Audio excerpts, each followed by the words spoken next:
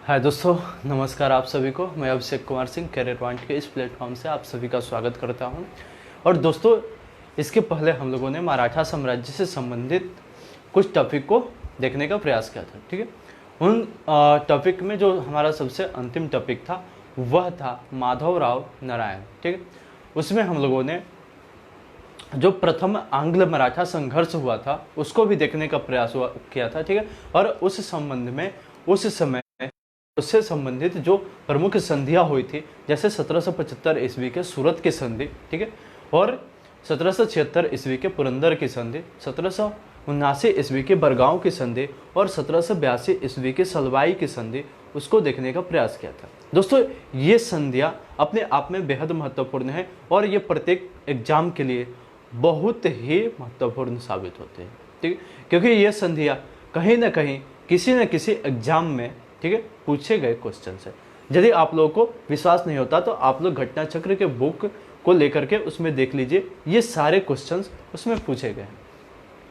तो दोस्तों, यहाँ पे हम लोग आज नए टॉपिक की शुरुआत करेंगे। ठीक है, यानी माधवराव नारायण के बाद अगला मराठा पेशवा कौन बनता है उसके संदर्भ में देखेंगे। फिलहाल मैं आप लोगों से एक निवेदन करना चाहता हूं कि आप सभी से जितने भी बच्चे इस चैनल पर नए होंगे, कृपया करके इस चैनल को सब्सक्राइब करिए और बेल आइकन को प्रेस करिए ताकि इससे जुड़ी समस्त जानकारियां आपके समक्ष सबसे पहले पहुंचे। ठीक है दोस्तों, क्योंकि ये सारे जो वीडियो हैं, ठीक है, यह लाइव बैचेज वीडियो है और यह फ्री में आप लोगों को प्रोवाइड किया जा रहा है, तो आप लोग इससे लाभान्वित हो, यही हम लोगों का उद्देश्य है। तो आप लोग भी हमारे उद्देश्य में सहभागी बनिए, ठीक है, और अपने आप को लाभान्वित करिए।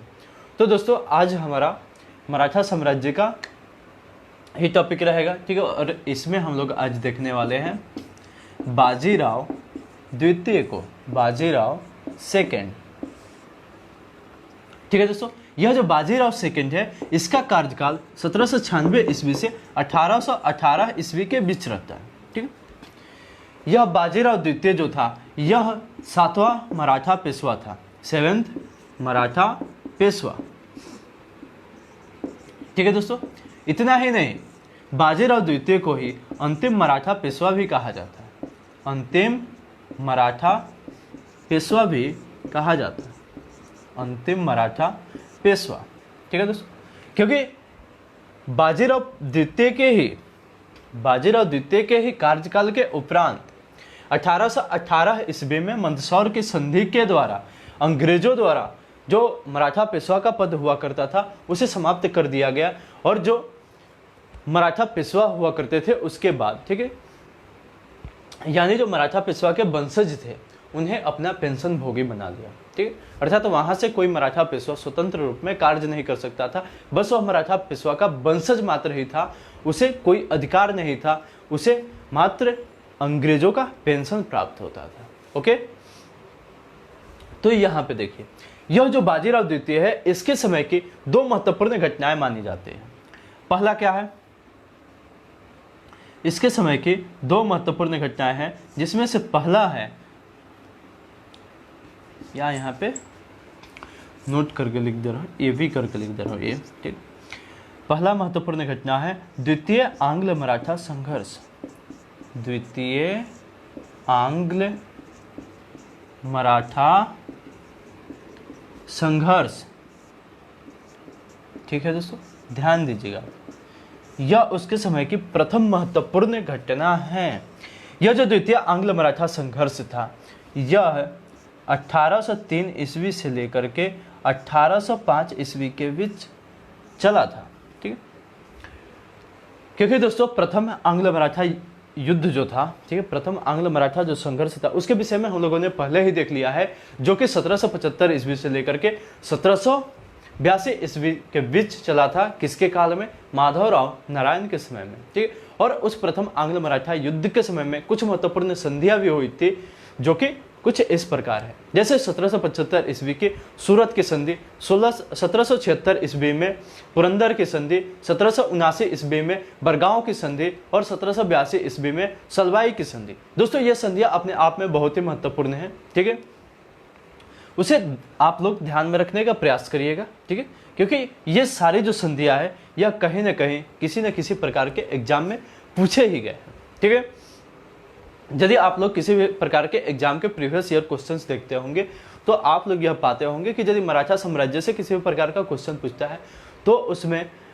लगभग 30% इन संधियों से ही सवाल रहता है, जो कि मैंने लिखाया है, और कुछ जो संधियां शेष रह गई है उसे मैं लिखाने वाला हूँ। ओके, तो यहाँ पे आप लोग ध्यान दीजिएगा।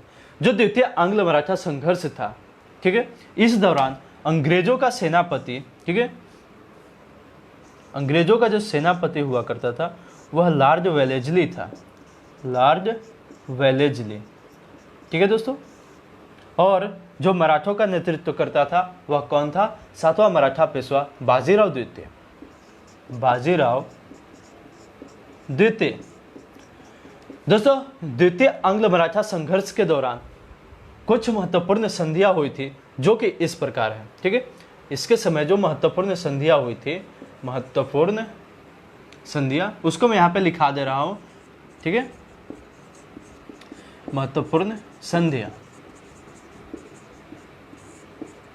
देखिए दोस्तों, इसमें से पहला था 1802 ईस्वी में ही जो संधि हुआ था, ठीक है, जिसका नाम है बसीन की संधि, बसीन की संधि, ठीक है। 1803 ईस्वी में हुआ था देवगांव की संधि, देवगांव की संधि।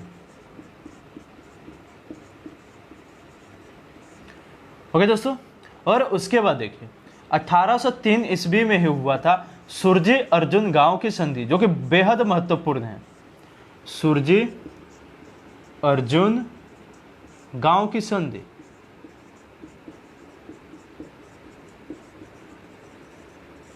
ठीक है दोस्तों। और जो चौथा संधि था इस द्वितीय आंग्ल संघर्ष के दौरान का, वह 1804 ईस्वी में हुआ था, जिसका नाम है राजा गांव की संधि, राजा गांव की संधि। ध्यान दीजिएगा आप लोग, हम लोगों ने यहाँ पे द्वितीय आंग्ल मराठा संघर्ष को देखने का प्रयास किया, जो कि बाजीराव द्वितीय के शासनकाल की प्रथम महत्वपूर्ण घटना मानी जाती है।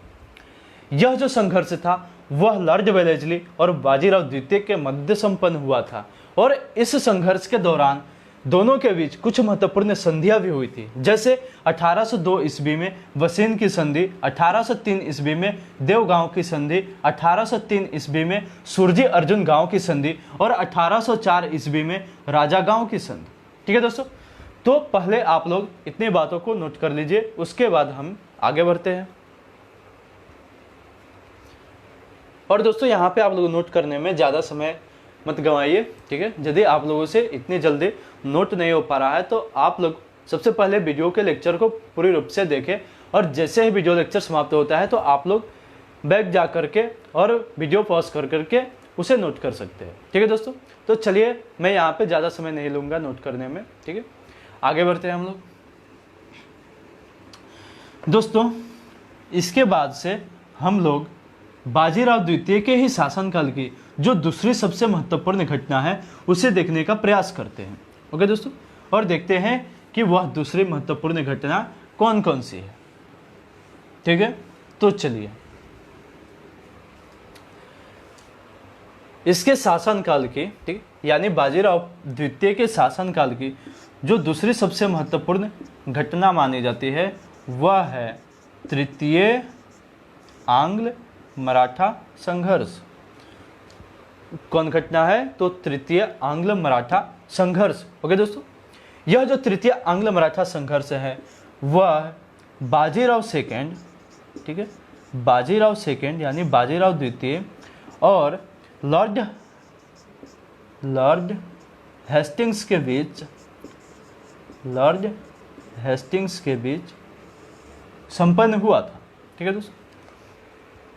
प्रथम आंग्ल मराठा युद्ध के समय में हम लोगों ने देखा था कि जो अंग्रेजों का नेतृत्व करता था वह वारेन हेस्टिंग्स हुआ करता था और मराठों का नेतृत्व करता जो था वह माधवराव नारायण था, ठीक है। जबकि द्वितीय आंग्ल संघर्ष के दौरान हम लोगों ने देखा कि जो मराठों का नेतृत्व करता है वह बाजीराव सेकेंड है, जबकि अंग्रेजों का नेतृत्व करता कौन था? लॉर्ड वेलेस्ली था।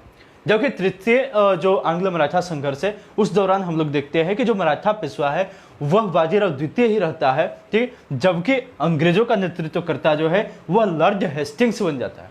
यह वारेन हेस्टिंग्स नहीं है, यह लॉर्ड हेस्टिंग्स है, ठीक है दोस्तों।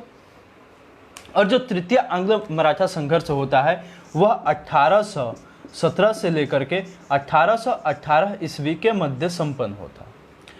और जिस प्रकार प्रथम और द्वितीय आंग्ल मराठा संघर्ष के दौरान कुछ महत्वपूर्ण संधियां हुई थी, उसी प्रकार, ठीक, उसी प्रकार यहाँ पर तृतीय आंग्ल मराठा संघर्ष के भी दौरान कुछ महत्वपूर्ण संधियां हुई थी। जैसे कि पहला 1816 ईस्वी में नागपुर की संधि, नागपुर की संधि, ठीक है दोस्तों। और दूसरा 1817 ईस्वी में पूना की संधि, पूना की संधि, ठीक है दोस्तों। और तीसरा जो महत्वपूर्ण संधि हुआ था वह है 1817 ईस्वी में हुआ था ग्वालियर की संधि, ठीक है। यह जो ग्वालियर की संधि हुई थी यह सिंधिया परिवार एवं अंग्रेजों के बीच हुई थी, ग्वालियर की संधि। दोस्तों मैं यहाँ पे सिंधिया और होलकर ये सब क्या होते हैं इन सभी के बारे में भी मैं चर्चा करने वाला हूँ, ठीक है। और 1818 ईस्वी में मंदसौर की संधि हुई थी, मंदसौर की संधि, ठीक है दोस्तों।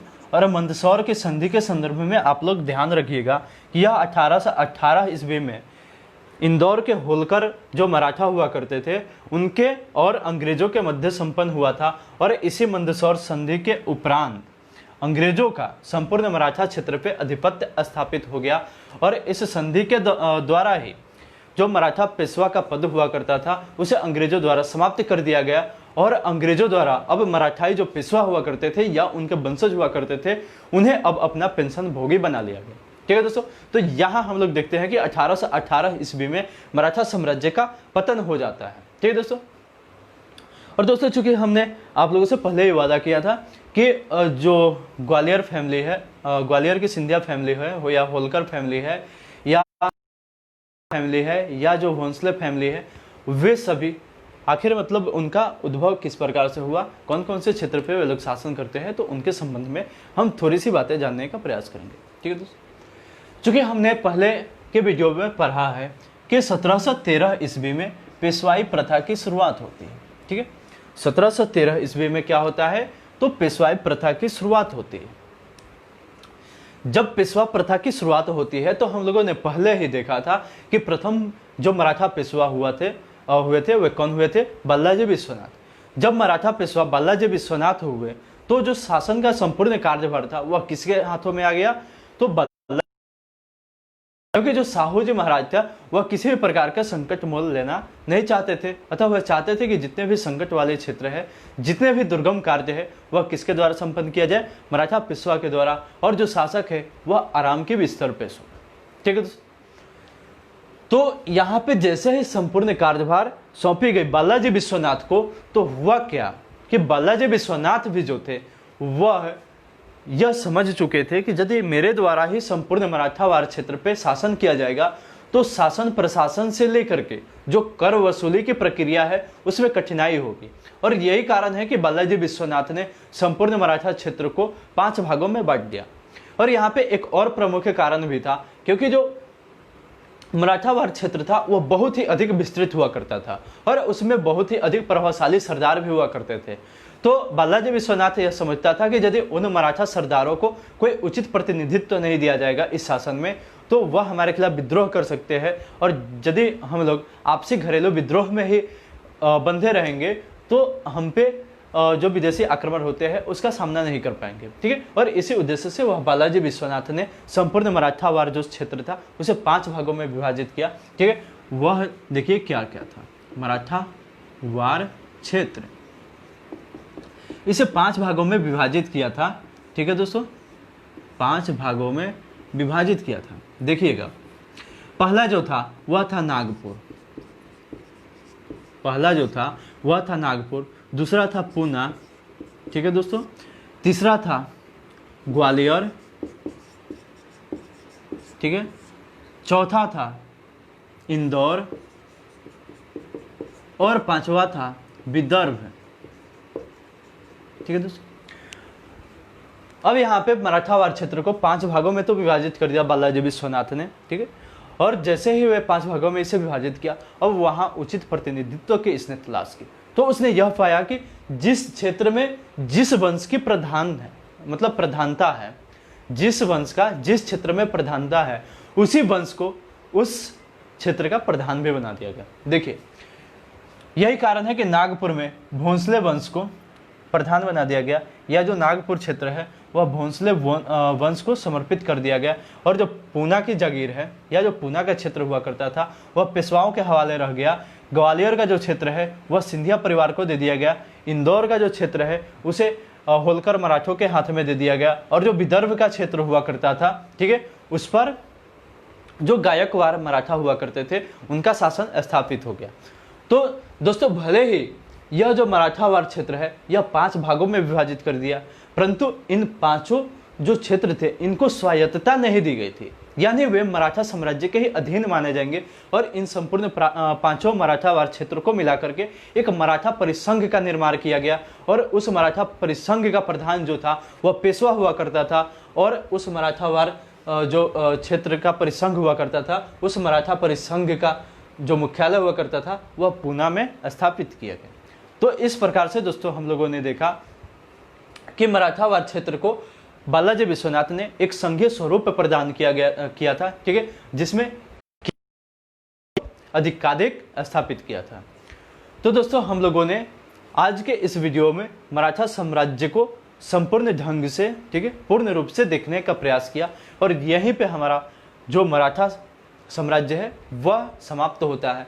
और इसके अगले वीडियो में हम लोग एक नए टॉपिक के साथ शुरुआत करेंगे, जिसमें देखेंगे कि यूरोपियों का भारत में किस प्रकार से आगमन होता है, और उनके द्वारा किस प्रकार से धीरे धीरे करके पहले कंपनी स्थापित की जाती है, फिर कंपनी का रोल स्थापित किया जाता है इस भारत पे।